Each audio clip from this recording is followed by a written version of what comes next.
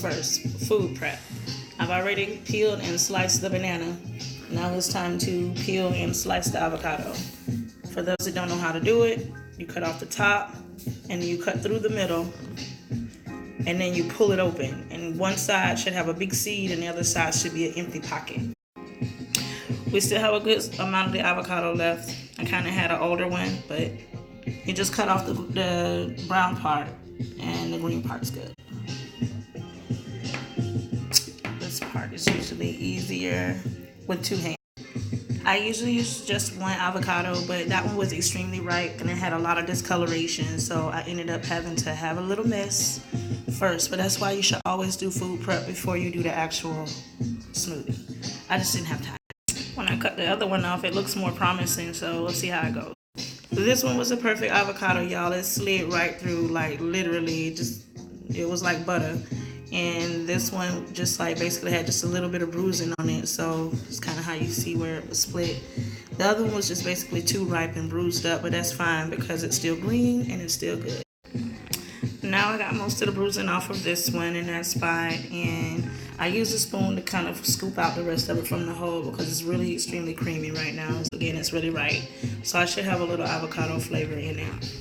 And then the next thing what's unique about this is because of the mixture of the ingredients, it's gonna end up tasting like pistachio ice cream, the macadamia nut bluebell pistachio ice cream. All right, time for some action. You do not have to use the same ingredients as me. You can use your own brand. I'm cheap. I went to Save a Lot. Most of this stuff came from Walmart or Save a Lot, so there you go.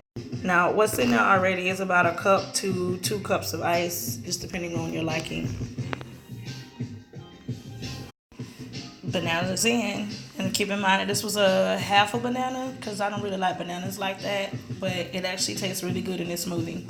But if you're a banana lover, you can use a whole banana for more creaminess. I use 2 avocados because I like avocados more than bananas. Go figure. And this is where this flavor comes.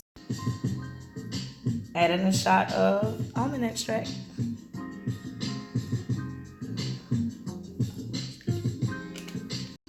Next comes the honey, local.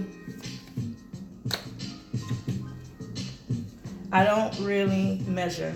I just do a shot of the almond. And next goes the yogurt. Again, I never really measure. I go by the heart. Usually you can use about a cup.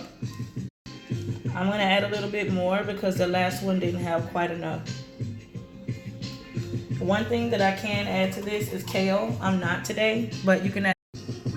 Some people use water to avoid milk. I like to use reduced sugar almond milk because I still like the creaminess of it and the fullness. This is something that's supposed to be a meal replacement, so that's why I have so many things that are thick on the stomach. Now, because the avocado is double the dose, I went ahead and I'm going to put a little bit of stevia in there, again, from Walmart, so you can see. And for those health nuts, a little bit of maca. It's basically something that's supposed to help support your hormone imbalances. And what I use is usually, I start out with a cup. I think that's a cup. We can add a little bit more because I'm going to share this one with someone. But if this was a single, a lot of this stuff wouldn't be like added. But basically the basics was banana, avocado, almond milk or water, yogurt for extra base, honey for a natural sweetener, extract for the natural flavor that you're gonna get from the macadamia nut that I mentioned before, the ice cream flavor.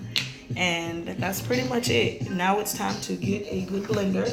I use one of the most famous, Ninja. It's about to get going.